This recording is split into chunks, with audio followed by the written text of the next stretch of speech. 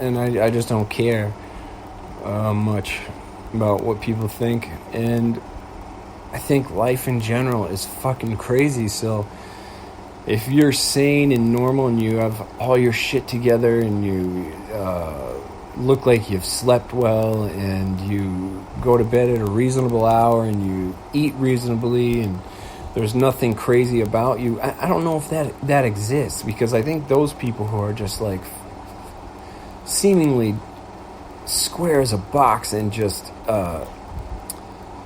clean as a whistle, I think those people are the ones who secretly go home and film themselves strangling kittens in a fucking clown suit or something that no one knows about. So they all have dark secrets.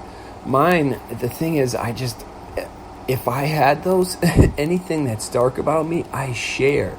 I can't help myself. I have verbal Tourette's, mental Tourette's. I just, if I did something really like objectively nuts by myself even, or something that maybe nobody would even find out about, first thing I do is I air it out the next day. I say, hey, listen to this. I fucking, did a crazy thing last night, and here it is. And I think that's less dangerous than the people who die with those secrets, those dark secrets. That's the scary stuff. So, and so maybe in retrospect, I'm the square and super normal.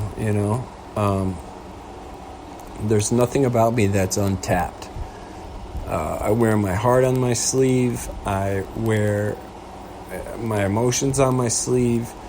I don't keep my cards close to my chest. I'm an open book. I'm an open book. I trust easily. I forgive easily. And I think it's because I recognize my own flaws and my own I'm deeply imperfect. And I don't mind talking about it, and I don't mind being honest about just how flawed I am. And I can laugh about it too. So anyways, we're going to start a new podcast. I think it's going to be pretty good because, I certainly love to talk. That's clear. And in a lot of ways, me and Adam and I are opposites. And in a lot of ways, the way his brain works is opposite of the way my brain works. I think I'm a little too cocky about a lot of things in my life that I can't necessarily back up. So maybe I should be less cocky or approach things with less of an attitude. And I think Adam is clueless sometimes about his own how he's perceived, or his own abilities in certain things, and his own charm. I think he's I'm not sure he's fully aware, but he's starting to become aware. So it's kind of an arc that he's going through in his life. And I'm like the older uncle watching it all go down. Well, I'm not that much older than him, but the cool guys, the funny guys that in my life I've seen a lot of like cool guys, like maybe a little wise beyond their generation, or beyond their graduating class, in a manner of speaking, who have a lot of older friends. My father was that way. Don't know if that's still the thing, because as you get older, how many older friends, when you're that old, when you're my dad's age, that's when you run into your friends pass away that are older. So, but my dad always had older friends growing up in Holyoke, and